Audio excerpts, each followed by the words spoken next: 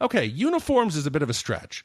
John O'Connor is the biggest target in the planet. Why is he wearing a name tape that has his name on it? It's to prevent people from calling him O'Connor. That's why he has the name tag on. He's sick of it. Remember when we first met John McClane? Argyle picked him up from the plane and took him down to Nakatomi Tower at the Christmas party. And the terrorists were overzealous, but it was sweet when they killed Ellis. And with a little help from Alan, John McClane kicked. Welcome back to Shat The Movies, the podcast where we answer the question, were the movies we loved when growing up really that good? Have you ever caught yourself thinking, why don't they make movies like they used to? Can you still remember spending your Friday nights searching for the perfect movie rental at Blockbuster Video? Do you even remember what Blockbuster Video was? If you answered yes, then this is the podcast for you. I am one of your three hosts, Roger Roper, and alongside me, I have two co-hosts, the first of which we call Dick Ebert.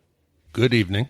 And our third co-host, who's in Nashville, Tennessee tonight, at is it the Drury Inn? You got your business happy hour going on. It's Gene Lyons. I have detailed files on human anatomy. And each week, we take a look back in time and decide if our favorite films still hold up. Each week, the audience, you, select from 4 movie choices that are themed, and then we break out our VHS race car tape rewinders and watch the movie that tally the highest number of votes. At the end of each podcast, we will provide you with the number of wipes that you would have to take to get this movie off of your ass. So thank you so much for joining us. Big D, this week's movie theme was sci-fi time travel. Is that correct? Correct. It was time travel movies, and it was one of the most heavily voted on. So we had originally Time Cop, and it had no votes after 5 or 6 days. So we had one of our listeners write in and say, please, can you try to swap it out with Time Bandits? It might do better. So we put Time Bandits in. Still didn't come even close. Back to the Future, Bill and Ted's Excellent Adventure, and Terminator 2, which dominated with roughly, 65, 70% of the vote? Yeah, this was, we had, 329 votes on our website over a span of, 5 to 6 days? That's crazy. That is bonkers. Yeah, it shows Terminator 2 was really a key movie for a lot of people in this generation, and there's a lot of excitement around it. Yeah, Terminator 2 had 219 votes, so it far outpaced Bill and Ted's, I was really hoping for that one. Time Bandits was in a distant fourth. It only had 20 votes. So thank you so much for voting. Again, if you found us for the first time, please be sure to subscribe wherever you get your fine podcasts, on iTunes, Google Play, SoundCloud, Stitcher. And if you're there, be sure to leave a 5-star review. Here's how the podcast goes. We are going to tell you the plot of the movie. Then we're going to tell a little bit of our experiences that we had growing up. But then we're going to spend the majority of the podcast going through the movie. If you have watched this movie, you will enjoy this podcast more. If you have not watched this movie, we highly recommend you stop this, watch it, then press play again. But even if you have not watched this movie in a while, we will go through the Wikipedia plot with you, and then we're going to talk about the movie. And it's going to last about 60 minutes. So that's what we do here on Shat The Movies. Again, our website is shatthemovies.com. You can find all of our information there. So with that being said, our movie that we're going to review tonight is Terminator 2. It's a 1991 American science fiction action film co-written, produced, and directed by the iconic and legendary James Cameron. The film stars Arnold Schwarzenegger, Linda Hamilton, Robert Patrick, and Edward Furlong. It is the sequel to the hit 1984 film The Terminator and the second installment in the Terminator franchise. Terminator 2 follows Sarah Connor and her 10-year-old son, John, as they are pursued by a new, more advanced Terminator, the liquid metal shape-shifting T-1000, sent back in time to kill John Connor and prevent him from becoming the leader of the human resistance. A second, less advanced Terminator is also sent back in time to protect John. Now, that being said, gentlemen, where were you when you first saw this movie? I remember the first time I saw Terminator, I think I was 5 years old, and I probably should not have seen it. It's It scared the crap out of me. I was afraid of the killing machines. And remember, these effects weren't even nearly as good as Terminator 2 effects. And I was scared shitless. And I think it was a benchmark of my maturity because when T2 came out, I was about 11 years old. And I was fascinated by it. I appreciated the action. I loved the thrills, and all the dystopian notions were really like right in my wheelhouse at the time. It's interesting when you go from that shift, and I'm sure we all went through it, when scary stuff or action, when you're a kid, you don't understand why anybody likes that stuff. And then you finally, there's that time when you see that movie and it clicks. And you're like, oh yeah, I like seeing shit get blown up. I like scary robots that are shooting lasers out of the sky. God, I'm going to date myself with this. You made me feel old now that you saw the first Terminator at 5. When this one came out, I was a senior in high school. So I can remember going and seeing it in the theaters, and I think I probably saw it probably 2 or 3 times within the first week it came out. I mean, it was that big blockbuster that I can remember.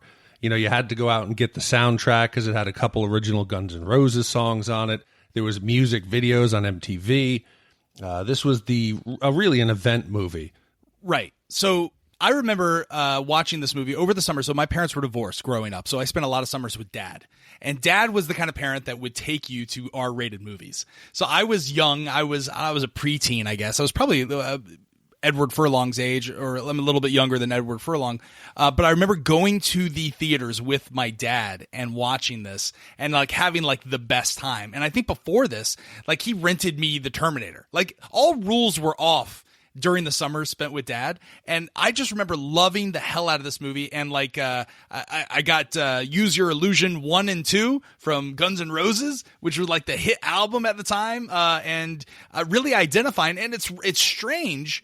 Looking back, this is an R-rated movie, but it has a child protagonist. Like, what kid doesn't want to be John Connor or go see this movie with their parents? Yeah, the way you can also judge the movie, especially being a sequel, is how does that movie stack up and stand up on its own? Did you need to see the predecessor? Did you need to know the plot? And this movie, even though it is a sequel, it completely can be seen independent of the other. This movie kicks ass, probably in the top 2 or 3 of all sequels of all time. As the story legend goes, Edward Furlong was discovered at a boys and girls club. And this was the era of movie making where, number one, they still made movies in Los Angeles, in and around Los Angeles, which I found amazing. Like, just the set locations, the practical effects. Like, you felt like this movie was, I don't know, it was real, right? It was like the perfect blend of CGI and practical effects. In fact, they won an Oscar for practical effect. Yeah, this was the first movie that Edward Furlong had done. And for me, I thought he was credible. I thought he was believable. For someone who had very little acting, I liked him. All right, with that being said, Big D, play the trailer.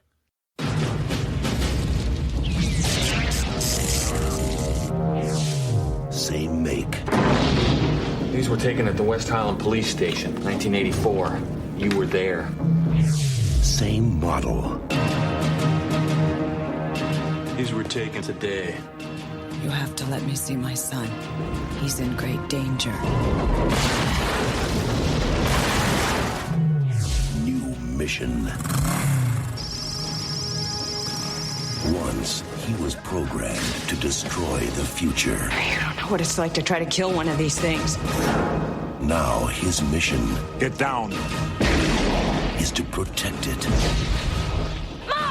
Come with me if you want to live. You're really real. His loyalty is to a child. Who sent you? You did.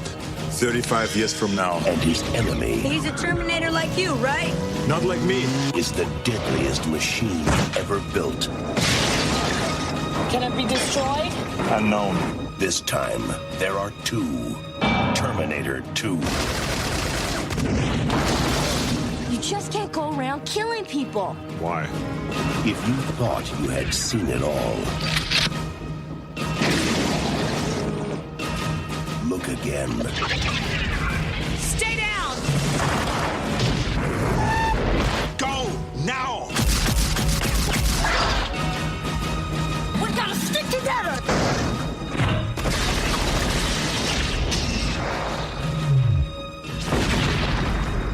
Arnold Schwarzenegger. Terminator 2, Judgment Day. This time, he's back. For good. Trust me.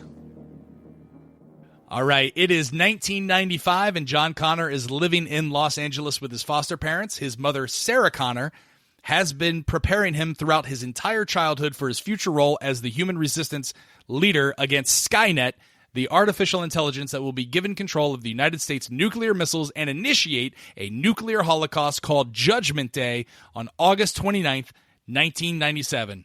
However, she was arrested and imprisoned at a mental hospital after attempting to bomb a computer factory.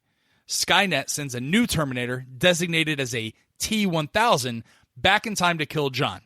The T-1000 is an advanced prototype made out of mimetic polyalloy, referred to as liquid metal, that gives the ability to take on shape and appearance of almost anything it touches, as well as knives and other stabbing weapons. The T-1000 arrives under a freeway, kills a policeman, and assumes his identity.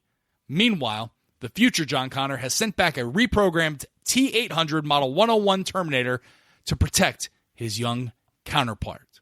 So normally we talk primarily about the plot, but this movie, I think, is the first one that really deserves to be talking about some of the behind-the-scenes stuff and the way it was created.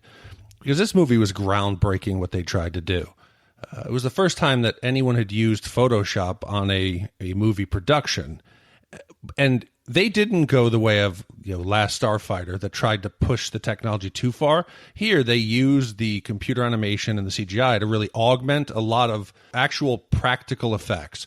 That opening scene with the battle, the last stand with the humans and the Terminators is 90% real and miniature stop motion. And now we're talking, what is this? It was in 91 it came out. We're talking 26 years ago. Yeah. This thing still holds up today. Yeah, still it looks fantastic. The only thing I didn't find fantastic are the laser beams. Are those laser beams, Gene? Okay, yeah. I mean, look, I can forgive a few things. I don't understand how you've had this apocalypse. Okay, so imagine you're a human resistance. There was an apocalyptic nuclear attack that basically knocked out, the majority of the population. You're in the human resistance, and somehow in the 30 years or so in there, between 1997 and 2025 or 2029, you managed to develop laser weapons, apparently, and also they've got uniforms. Like, they're a very, very well-decked resistance. Yeah, you don't assume these are lasers. These could be some kind of other direct energy weapon, like a pulse rifle. It could be something else, a plasma. We don't know that it is laser. But you're making an assumption. But that's not the point. The point is that they were able to develop scientific weaponry beyond our current technological abilities after an apocalypse. After an apocalypse. Why are you making that assumption? This movie comes out in 91. Okay, Skynet comes online. They have exponential development. 6 years later, Skynet actually is put in place and actually takes over and causes the apocalypse. There's 6 years of development that is assisted by the computer-assisted learning. They use the technology that they've gained at Cyberdyne to exponentially, geometrically develop advanced weapons that they never would have thought of. In this movie, Cyberdyne is nothing. In 6 years, they're the leading manufacturer of government technologies. But they're creating... All right, so Cyberdyne is creating these systems that allow the drones and technology to self-learn and drive. They're not developing laser beams. They're not developing pulse rifles or whatever you're saying. Like that's not happening with Cyberdyne. You didn't listen. At this point, they're developing the technology of self-learning. Sarah O'Connor, when she's doing her monologue. Again, you saw the Irish version of the movie. I did, yes. Sarah Connor, in her little monologue, mentions that once Skynet comes online, Cyberdyne had become the largest military contractor that was actually outfitting the stealth bombers and other technologies that are well beyond what we could presume. So don't think that lasers are too much. But yeah, I want to go back to one thing. The uniforms. Okay, uniforms is a bit of a stretch. John O'Connor is the biggest target in the planet. Why is he wearing a name tape that has his name on it? Well, it's to prevent people from calling him O'Connor. That's why he has the name tag on. He's sick of it. Yeah, O'Connor. That's why he wears the name tape. Gene. All right. So I think we got started on criticism there. Let's talk about some of the things that they did really well. The vision of nuclear devastation that we see in this movie leading into the battle there, it seems to have shaped things like Fallout and other post-apocalyptic media. Instead of taking a macro view of battle and trying to make it this grand scale thing, they focus on little things. You know, the foot of the Terminator crushing skulls, the carousel on fire, the playground is such a perfect metaphor for the horror of what's happening to the world. They could have chosen any scene to show us, and they chose that. And so that opening scene when they've got the Terminator credits rolling and everything's just on fire, that fire is so cool. Again, you're saying 25, 26 years later, it's still just beautiful. Yeah, and I think that goes to the masterful direction that is James Cameron. I mean, when you think of when he made the first Terminator and he made the first Alien, right? Like, it was very low budget, but he was able to focus in on those small details that terrify an audience, right? That allow you to relate. Like, it's not too far-fetched, even though they are shooting laser beams, and even though they are, exoskeletons, crushing human skulls. Like, you feel like, hey, this, like, it's not too far out of the realm for me to disbelieve. Yeah, I literally had nightmares for several years as a child. Anytime I would think of, again, in the 90s, we had a very persistent fear of a nuclear war. That was just a thing. Raj, as you said, in Florida, they were still doing duck and cover drills. Yeah. And so this was my vision of how the world was going to end, and it scared the shit out of me. At the same time, things that now looking at them as an adult, I think the effects could have been done better, was the time portal travel. It still looks it looks very cheesy, and I thought it looked really real. When they land, yeah, the lightning and the orb thing. And here's the thing: Big D. You talked about The Last Starfighter pushing it too far. I think in this case they got a little arrogant. They could have just shown a flash off screen, had the camera move over, and then he's appeared in like some smoke. I thought they actually did a more reasonable job with it in the original Terminator, and they got a little carried away here. So you have an issue with the ball, the actual teleportation, or just the appearance of it? No, the appearance of it.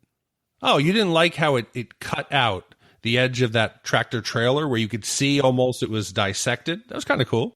That looks good. He's talking about like the special effects of the ball like expanding, and in the original movie they just showed the lightning beams and then a big huge flash and like some papers moving, and then the person like doing like that Terminator time travel, like where everyone does it, where they're naked on a knee and then they rise up, which to me, okay.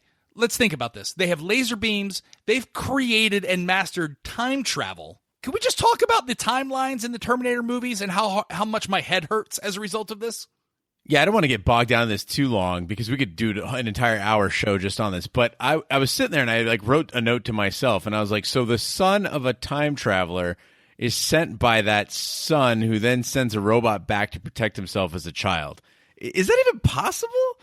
Yes. Damn it is possible. I just watched 2.5 hours of it, and I believe it. You just have to have some suspension of disbelief. Let it go, okay? This is a kick-ass action film, and it's predicated by the need to have the ability to go back in time. That's all. Let it go. But here's the thing is, again, John Connor is fathered by Kyle. Kyle is sent back from the future by John Connor. Right. How do you send a man back into the past? And also, is that not creepy as fuck? You're sending a guy back to bone your mom. Yeah. Because you know that it's going to be you. You get time travel, and the first thing you do is send someone back to have sex with your mother. That's like me sending Gene back in time to have sex with my mother so that I can live. I also think if you sent Jean back to have sex with your mother, she would live. I don't know what that means. So she would live for once. She'd be able to let go and just go buck wild. But here's my thing. Can they send more than just one time traveler back in the past? So the thing is called time displacement equipment, or TDE, or time door. And so it's a machine that allows living tissue and also conveniently mimetic polyalloy to be sent backward and forward in time. So Skynet, the Resistance, they've controlled these TDEs, and each of them has used them to send agents into the past to change the future. But think about this. Okay, so you get... So Arnold, they the T-800, spoiler alert, destroys himself at the end of the movie. They destroy the hand. They destroy they get rid of all the evidence, right? All it would take is for Skynet to be smart enough to just send random parts back in time all the time, so that people are just constantly finding chips and like, what's this? I don't know. And eventually, you know what I mean? Like it's ludicrous that there has to be a termination of the ability to time travel. Otherwise, it's ridiculous. But Big D, to your credit, again, we need to just get past that to enjoy the movie. Okay, so now the opening sequence, you have a problem with the method in which they, teleport back in time or the way they appear.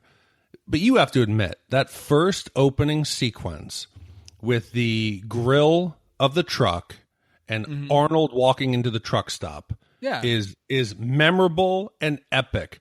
Yeah. It's just lucky for us in the movie that he happened to appear in front of a biker bar.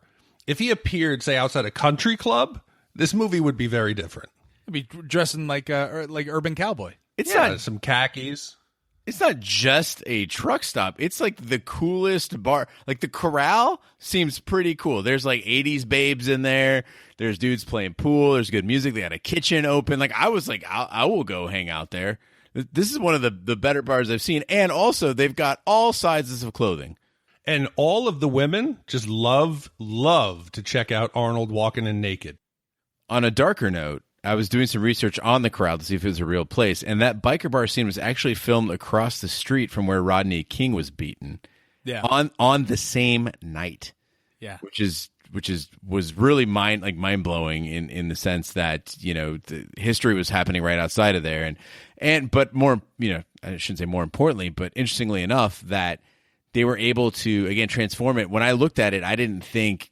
We were talking about even in the sphere of Los Angeles, it seemed like this kind of like, it actually seemed like a truck stop that was somewhere out there. Okay, Gene, of what happens in the Corral, which would you choose? Would you rather get a pool cue over the back of the head or to be thrown face first on the hot grill? Oh, I'll take a pool cue to the back of the head any day of the week. The hot grill part was amazing. That whole action sequence is amazing. Although, if you get further into the movie, you start realizing the count of times that the T-800 throws somebody through a window gets absurdly high. There seems to conveniently always be a window to throw a guy through. Anytime he picks anybody up, that becomes his go-to move. Like, they should really call him the T-800, like, window smashing edition Terminator, because that's basically what he does. So anyway, talking about the foster parents that John Connor's in, when we're introduced to John Connor, he's kind of being a dick to his foster parents. And by the way, are these the right people to be foster parents to begin with? It's sad if you saw who was actually a lot of the foster parents. Sadly, a lot of people get involved in it, and my sister had done it for a time, and some of the other foster parents do use it for the money that comes along with it. It's not everyone, but there is a percentage of it, so it's sad. But you're completely right. John should be happy. His biological mother is insane, that he believes in an insane asylum. This family doesn't seem great, but they let him have a kick-ass dirt bike. They let him go out and hack and play with his friends. It could be much worse. He's 10 years old and he's riding a dirt bike with his friend? He's 10 years old. That sounds like a sweet deal. Yeah, absolutely. John is not only a dick to his foster parents, doesn't clean his room, but he's also stealing PIN numbers from ATMs to feed his arcade habit at the local mall with his buddy from the show Salute Your Shorts. Yeah, and this made me think of a horrible thing I did when I was younger around this time. It was about the time when USA Today had first come out, and they had their, like the you throw the change in it, almost like the, what do they call it? Like the news, where you could put in 50 cents, open the door, take an issue. It's called the news rack. Newsstand. Yeah, news rack. They were so new that the USA Today delivery guys didn't know how to lock the back where the change was. So my friend and I realized we could snake our hands. You'd put 50 cents in, and you could reach around and pull out the change drawer. For a good 6 months, we emptied every USA Today and went and played arcade games. I'm going to assuage your conscience here, Big D. Working in newspapers, a small fraction of the income that we make is based on the money that's put into those machines. The money comes from advertising. And honestly, they're not even counting the money, really. They're counting how many papers come out of there for circulation. So if an entire one gets emptied out, we're like, cool. If the money goes, I mean, yeah, that sucks, but you didn't hurt anybody. You're fine. So the Terminator and the T-1000 converge on John in a shopping mall, and chase ensues in which John and the Terminator escape together on motorcycle. Fearing that the T-1000 will kill Sarah, in order to get to him, John orders the Terminator, the T-800, to help free her. I just want to talk about one thing, comparing the two Terminators. Now, James Cameron had mentioned that the T-800 Arnold was more like a tank, and he wanted the T-1000 to be more sleek, more like a Porsche. And when he found Robert Patrick, that's what he was. Of the two Terminators, which one frightened you the most? Oh, certainly the T-1000 is far more terrifying in the sense that, it's not a solid form. It can be in any shape. The recurring theme of the original Terminator is that he's not coming at you fast. It's just that you cannot stop him. He's a juggernaut, right? He's just going to keep coming. Like you said, a tank. It was curious that the T-1000 seemed to slow down toward the end of the movie. He would just kind of walk toward people. And at first, I didn't get that until I started taking into account that he was starting to have malfunctions. And it turns out, looking back on it, doing some research, the damage that they've been doing to him throughout the movie is taking a toll. So it's not like, so if you notice, he is not as functional. In the beginning of the movie, he can run super fast. He's leaping off of things. And as you get toward the end, he's kind of just walking toward targets. And he's malfunctioning in the fact that he's starting to morph into things that he touches. So all that small arms fire, because I was watching it going, why is Sarah shooting at him with a pistol? Like, what good is that going to do? All those little hits and chunks from shotguns, rifles, pistols, explosives, fire, like crashes, that all took a toll on him and made him, they chipped him away little by little. It just wasn't as apparent as when you chip away at a T-800. To show a progression of that's brilliant. I mean, maybe I'm just an idiot and I didn't catch that the first 3,000 times I've seen this movie. All right, so they fight them all, and that was the guns in the rose box. That was totally for Guns N' Roses, the music video, right? It was so cool. I don't care what it was for. And Guns N' Roses that music video played such a critical role in me appreciating this movie. It brought it back over and over and over again. The mall scene in and of itself is getting there with Guns N' Roses playing, and on the boombox. It just reminded me of a time, again, I'm going to get nostalgic here, but in the early 90s, like, rock was king on the radio, and cool kids were listening to stuff like Guns N' Roses, and it was just a completely different aesthetic. We talk about 80s movies transporting us back to the 80s. This is really a 90s movie that is clearly set in the 90s as far as our appreciation of the zeitgeist, the culture, the music. I thought Guns N' Roses was the absolute perfect soundtrack for this scene.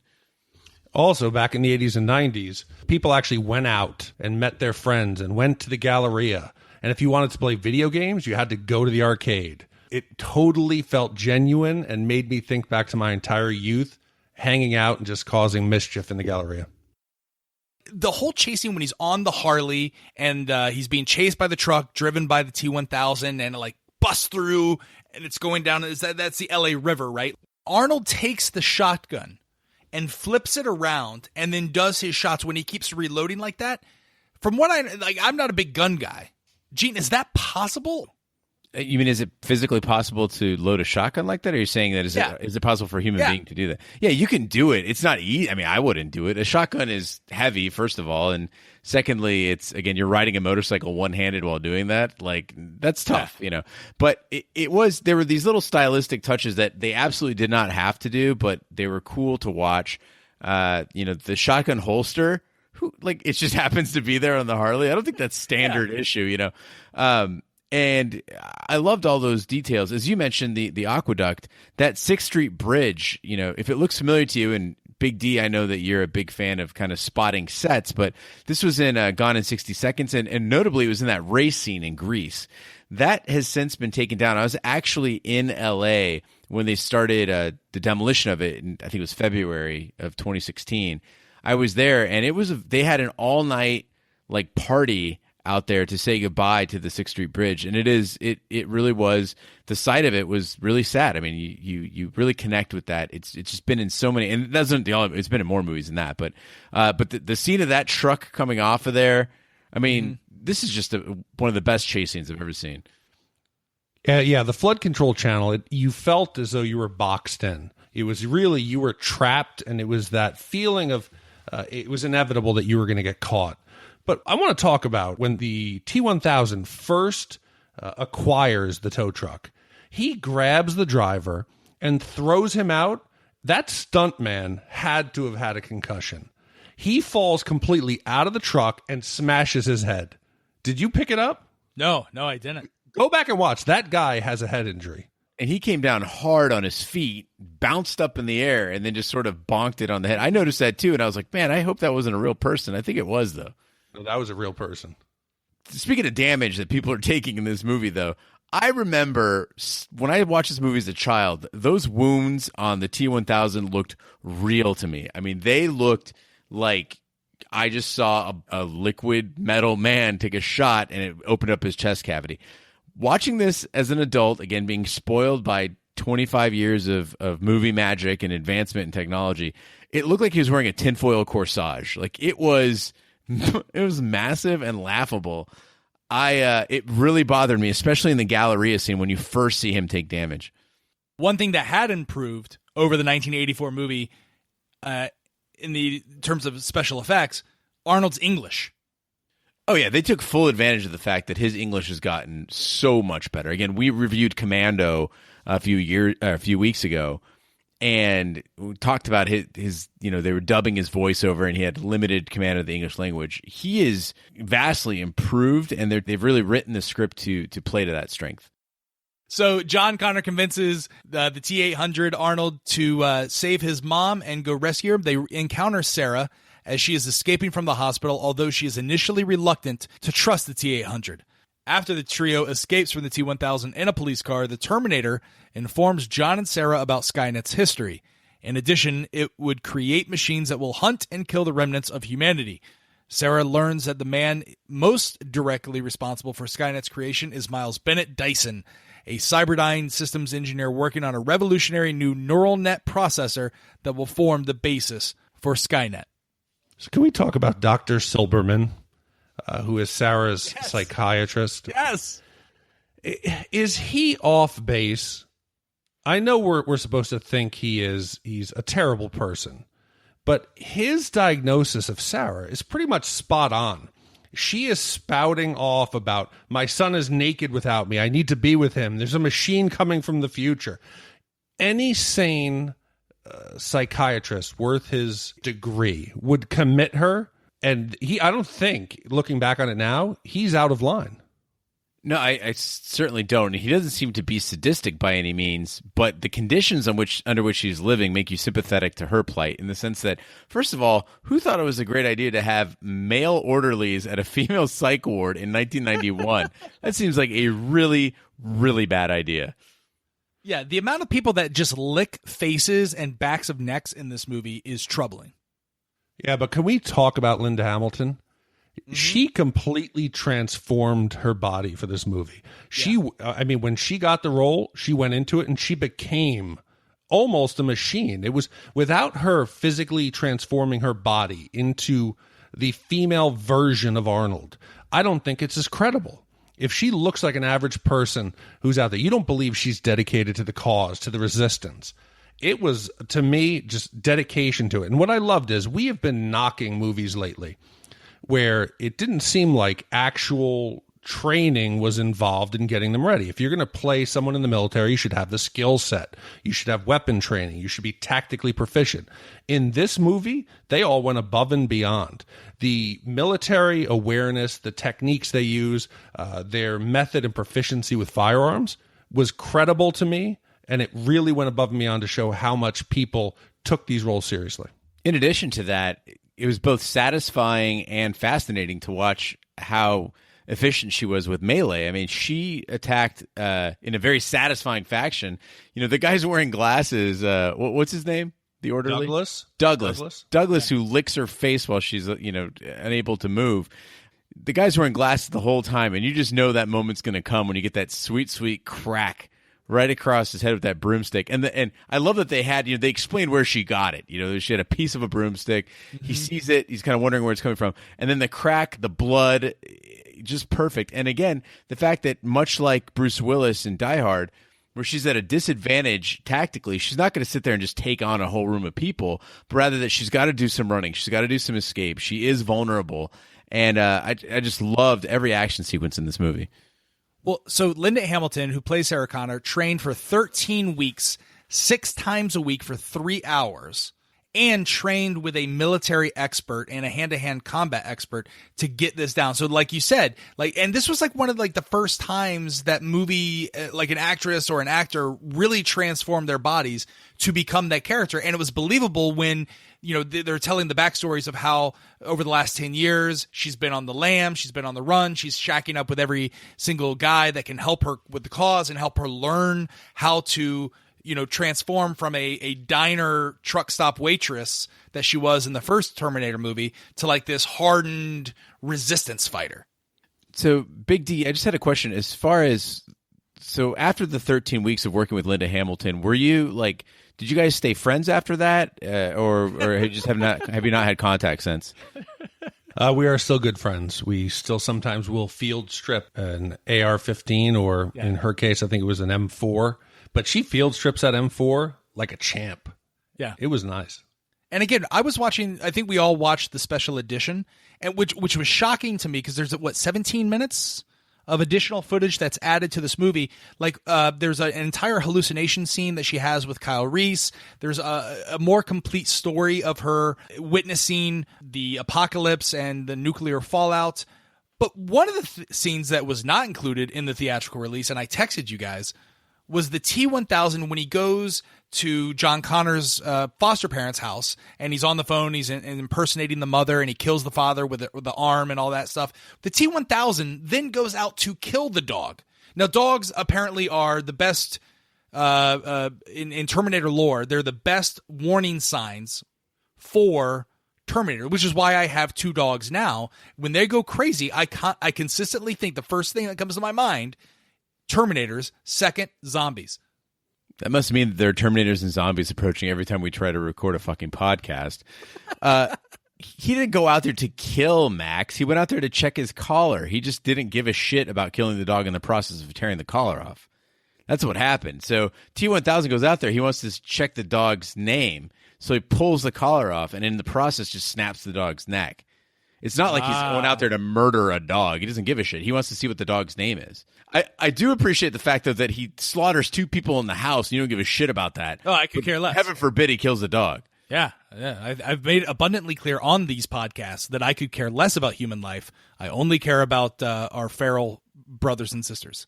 Also, ladies and gentlemen listening at home, please, please, please do not leave your dog outside in an enclosure like that. That is horrible. They are social animals. You're going to make them aggressive. That is just not responsible. The dog's place is in the house, unless you own a farm and let them go bonkers. Yeah, absolutely. And adopt. Do not shop. Sarah gathers weapons from an old friend and plans to flee with John to Mexico, but after having a nightmare about Judgment Day, she instead sets out to kill Dyson in order to prevent Judgment Day from occurring. Finding him at his home, she wounds him, but finds herself unable to kill him in front of his family. John and the Terminator arrive and inform Dyson of the future consequences of his work. They learn that much of his research has been reverse engineered from the damaged CPU and the right arm of the previous Terminator sent in 1984. Convincing him that these items and these designs must be destroyed, they break into the Cyberdyne building and retrieve the CPU and the arm. The police arrive and Dyson is shot, but he manages to trigger several explosives, destroying the lab and his research while sacrificing himself. So one of the early scenes in the sequence is when they stop at the gas station. And Sarah Connor is still skeptical of the T-800. Obviously, it was a traumatic experience, her previous encounter with the Terminator. And they actually pull out the CPU and reset him into learning mode.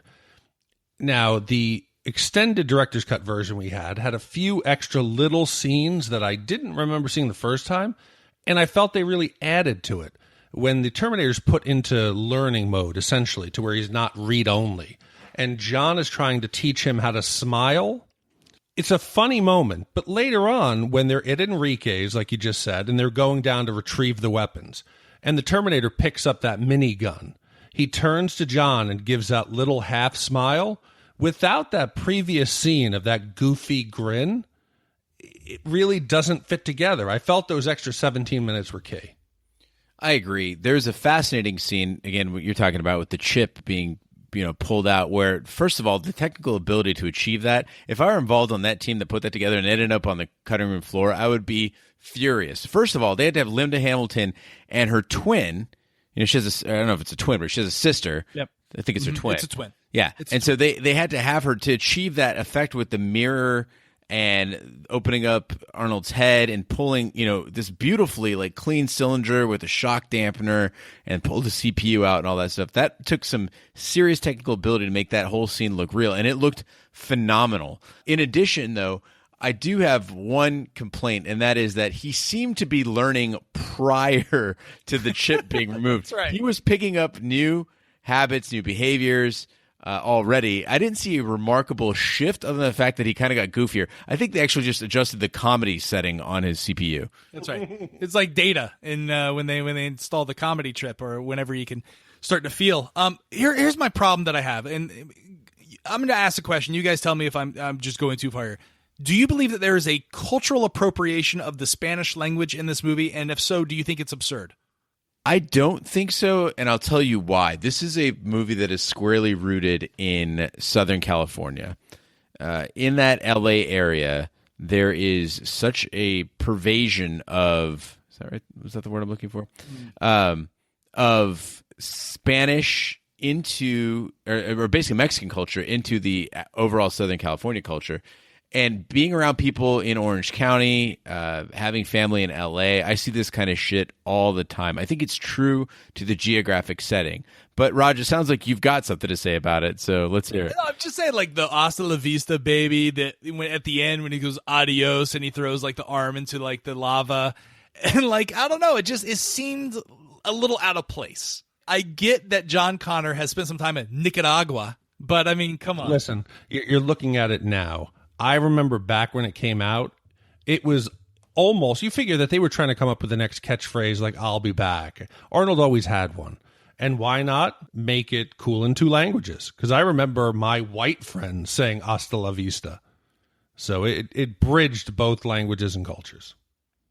Okay. Plus, you could sell a bunch of T-shirts or bumper stickers. All right. The real true hero in this movie, though, is Dyson, right? He is the true hero, unheralded. Looking back on it, watching this movie again, without a doubt, he's the one that he self-sacrifices himself. He comes to a realization that his entire life has been a lie, and he changes. And he's like, listen, I'm going to go from a guy who doesn't have enough time to take his children to raging waters to saving the planet. Yeah, first of all, kudos to Terminator 2 for making this. They didn't have to, but making the top computer engineer who's the key to all this black in 1991. Basically saying that the genius behind this revolutionary chip and cracking that code from these limited artifacts that are left behind, was black. And then having him have a loving family and having him have a positive relationship with his wife. Again, you got to think back in 1991, let's look at stuff like, Beverly Hills Cop, which was, in the 80s, but, same era in the sense that the theatrical presentation of black people in blockbuster movies was not necessarily always positive. I mean, you had exceptions with Lethal Weapon and stuff like that, but even in that case, Danny Glover wasn't exactly seen as, an all-around good guy. I agree with you that Dyson he admits his faults. He's humble even in his achievements. He's understanding to his wife. He's just an all-around good dude and played wonderfully. I mean, the acting job was superb. Yeah, without a doubt. Like, I hated to see him die. Like, again, if you haven't watched this movie in a while, watch the extended version, the extra 17 minutes makes you question why they didn't release those 17 minutes in the theatrical, because it's such a more complete story. The whole scene where they're bogged down in the Cyberdyne building, and yeah, it's cool that he goes out with the minigun and doesn't kill the cops. Like there's the HUD, which shows like 0 police deaths or whatever, but like all the cop cars, like, but then like the escape, how they have to get out of the building, they added on more, and it didn't seem like these scenes were out of place. Does that make sense? Like you go back and watch the extended versions of the special editions of Star Wars and they're terrible. Those scenes seem out of place, but not in this case. Yeah, the reason most likely that they cut those 17 minutes with the extra 17, it puts it at almost 2 hours and 40 minutes. You have to figure out over an entire day, week, and month, you're going to lose out probably 2 or 3 showings daily by those extra 17 minutes. So when this movie was released, they have to time how many shows can they get in per day per theater. That extra 17 minutes, every what is it, every 5-6 shows, you're losing a full movie? I don't know, but in 1991, it wasn't the norm for 2 hour and 40 minute movies, right? Like they wanted to get in like just over 2 hours. But listen, it's well, I mean, now our viewing habits, I mean, we'll watch 8 episodes of an hour-long show in a row. So viewing habits have changed since 1991. Rod, you mentioned the minigun scene, and again, looks amazing. The bullets coming off of the cop cars, the destruction, the mayhem, the carnage was still so much fun to watch. The helicopter flying around. I mean, this was just, there was so much going on at the same time. I thought it was great. In addition, the arm animation, when he pulls the skin off the arm and shows it to Dyson, when the T-800 does that looked phenomenal. I was really, really impressed with that. I was kind of cringing as the moment approached. I was like, oh, God, let this be as good as I remember, or at least not half as bad as I remember. And it was really, really good. Stan Winston is a genius. Yeah, I think the big thing is the pacing. Once we leave Enrique's, it is set piece after set piece after set piece. There is no break in the action, and it all fits. They're not forcing it. The flow of the movie could not be any better. And things make sense that you may not have even questioned. One of the things I noticed is if Sarah Connor had just, used her bizarre laser dot scope, that was a weird choice for if you're trying to assassinate somebody. Maybe a laser is not the way to go. But if she had succeeded in just blowing his brains out, you got to figure that's a misguided effort, because Cyberdyne still has the hardware. They'll just find somebody else to crack it. It's just a matter of time. So the fact that he survived was critical in him, in Dyson making it there, getting the hand, being able to destroy all these pieces. So it fits up in ways that they didn't have to go through those lengths. They could have just said, oh, he dies, we're cool. And also, as you mentioned, Big D, there is not a scene in this movie that I wish they had taken out. Literally every scene is pretty rad. Yeah. The T-1000 relentlessly pursues the surviving trio, eventually cornering them into a steel mill. The T-1000 and Terminator engage in physical combat, with the advanced model severely damaging its adversary. Yeah, the battle between the two of them as they get to the steel mill, I think you're supposed to believe that the T-1000, once they hit the liquid nitrogen, is donezo. And that scene, again, another scene that effects-wise really holds up. The way he's cracking and falling apart, and then when the bullet finally strikes him, the way he shatters, really looked pretty good to me. But I did wonder, if you have your adversary in that sort of it seemed like they kept passively just watching as they seemingly destroyed him, but then just were like standing there and watching him put himself back together. I felt like all of a sudden we were back in L.A. with Axel Foley and the Beverly Hills Cop. You have just had a major terrorist attack, essentially, on a facility that is developing weaponry for the military. You have a suspect who's returned after 7 years, who shot up a police station and killed like 17 cops. Now a full truck of liquid nitrogen has crashed into a steel foundry. Where are the cops? Where are the police? Look, Big D, we could take that back 100 steps and go, a cop got killed under an underpass and his squad car was taken and nobody seems to be looking for him or give a shit. Where is Haggart and Billy? I think those two, and if Axel was in L.A., they're going to crack the case. This was like the perfect example of that tank versus Porsche symbol. Like even though he's smaller and slight, like he's equally as strong, if not stronger. I mean, he kicks Arnold's ass. Like he pins him in that gear, crushes the arm. He's totally outgunned. And I found that to be fascinating. I found that to be like, even now to this day, like that's one of the best Terminator fights. This fight is epic. Yeah, and this was where they really utilized the liquid metal. Arnold swings the pole and hits him in the side, and it actually goes into him, and then he just pulls it out. Or the T-1000 gets slammed into the wall, and all of a sudden just flips himself around, so he's now facing Arnold. They really utilized the technology, and I think maybe it was because it was this hellish landscape. You had that juxtaposition to the really super cold Arctic liquid nitrogen, and right behind them was like the fires of hell. So I thought it was a real compelling set piece, and you could just watch it again over and over. Do you think George Lucas was inspired by this? Because it was obviously Industrial Lights and Magic that did this. George Lucas's company did the special effects for this. Do you think he saw that lava scene, that steel scene, and was like, you know what? I'm going to use that in Revenge of the Sith. I was waiting for Arnold to stand up and say, I have the high ground. You can't take me. I have the high ground. The T-800... I'm sorry, go ahead, Gene. Not to talk about a totally different movie here, but with Revenge of the Sith, I was really moved by that scene, and it really broke my heart that people were making fun of it. Because, it really broke my heart, man. Like, watching that scene, I was devastated. I don't think that the issue is with that scene per se, the high ground scene.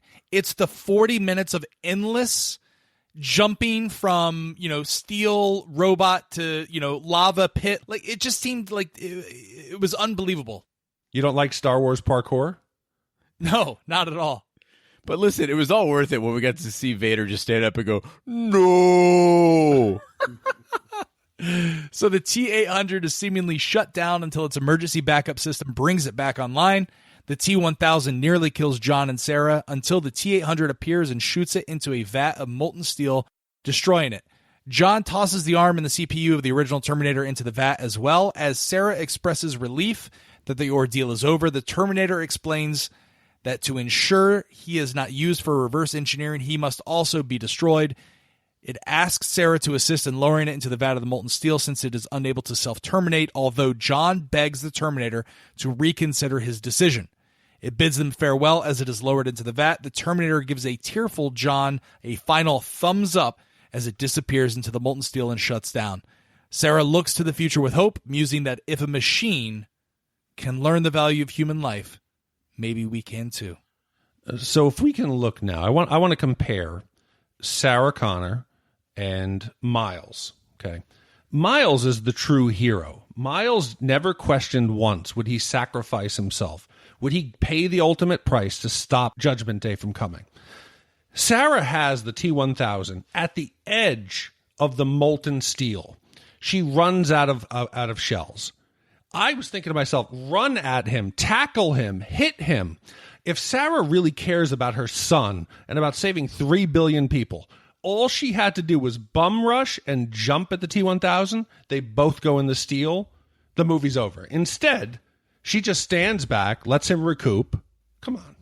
Yeah, she takes the time to attempt to rechamber on the shotgun too. Like, maybe I missed a round that wasn't in there. So she did have plenty of time while he was disabled to just run up there. And it's funny that you noticed that, Big D, because my body was almost going into that motion myself. Like, just run at him and grab him. But what the movie did an exemplary job of in this is that they took, again, as you mentioned, Raj, this terrifying, horrible character from the original Terminator and flipped it around in one movie to make him the hero that I was sad when he powered down. When they showed that final screen and it finally, went red and then to black, I was really bummed out. And it was strange to think about. This was a robot that scared the shit out of me as a child. Is the alternate power that the T-800 do, is that like the equivalent of Hulk Hogan's hulking up? Yeah, this is Hulk Hogan hulking up. This is Rocky, coming back off the ropes. This is such an American thing to do in a movie where it's like, he's dead. Oh, no, he's going to overcome.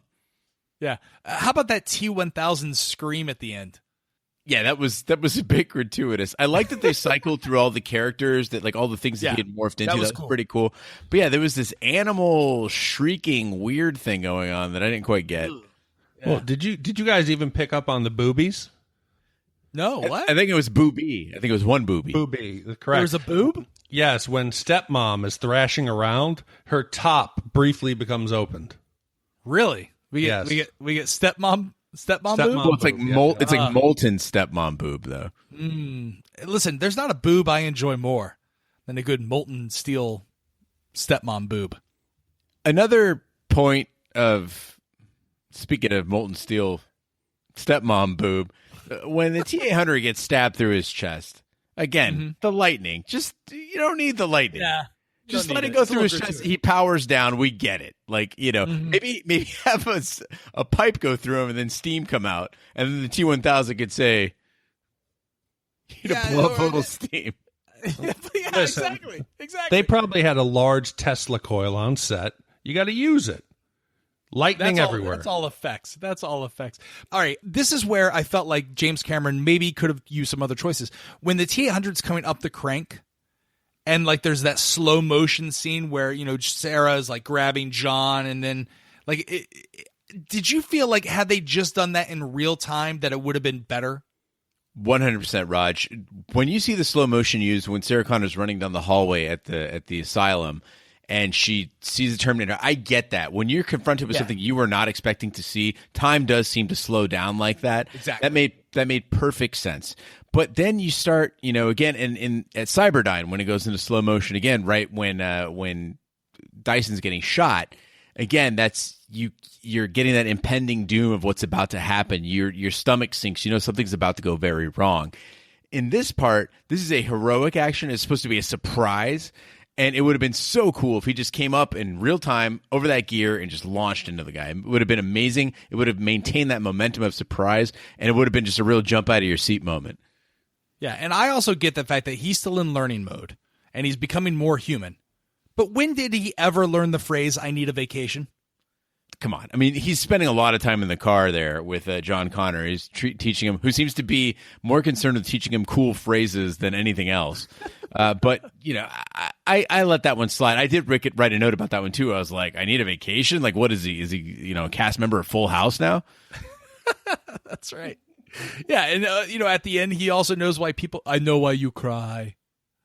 Like, again, I understand that you're supposed to feel empathy for him. You don't want this killer robot to die. Well, here's my question. Did you have feelings for him, Raj? Yeah, I did, but I don't need my buddy robot to tell me I know now why you cry. But guess what? Really? It worked. It worked. All because right. You said you liked him. You felt for him. So don't complain about it. Your heart is like a cold stone. I hang out with Gene. When it isn't regarding your two little rat puppies. Okay, so for you to feel for this robot, it did its job. It did. Listen, when Sarah Connor is given the whole spiel, like in her inner monologue about like he'll never disappoint him, he'll always protect him, he'll never come home drunk, that's like that gets to me. Like that's you're a father, you understand what like the responsibilities attached to that for the rest of your life. So in your own way, you're your own, like you're the Terminator. Like, you're supposed to be always going to be there for her.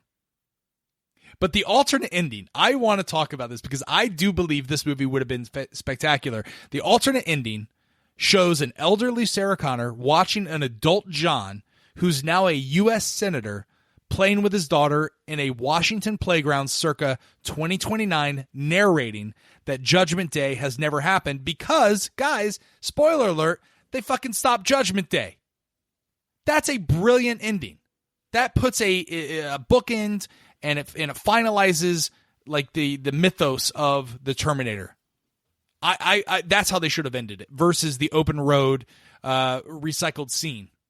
No, I think I like that it was open to interpretation because they were trying to reinforce that no fate but what you make, to say that the future is unwritten, that you can change what you want. And I think that was more prophetic than John just somehow becoming a senator when he was a delinquent with multiple arrests.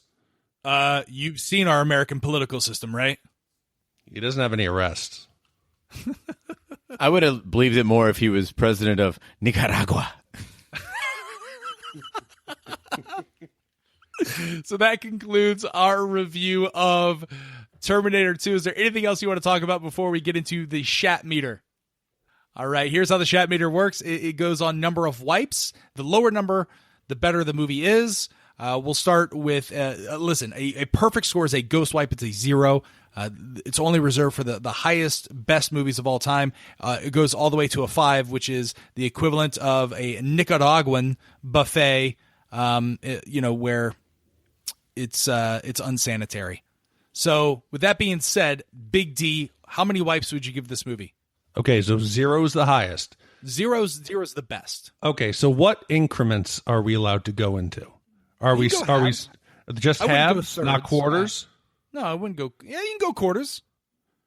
No quarters? No, you could do quarters. I think we're doing quarters. Okay, do quarters. You have to.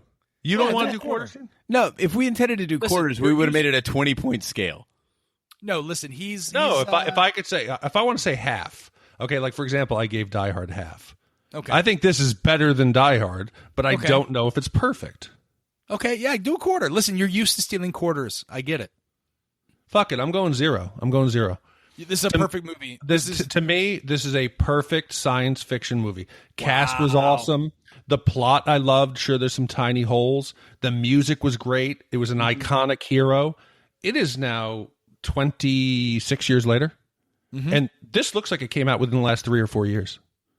I would watch it again now. It was great. I think this is the perfect science fiction action movie. I'm going to give it a 0. Wow, this is huge. Gene, how many wipes?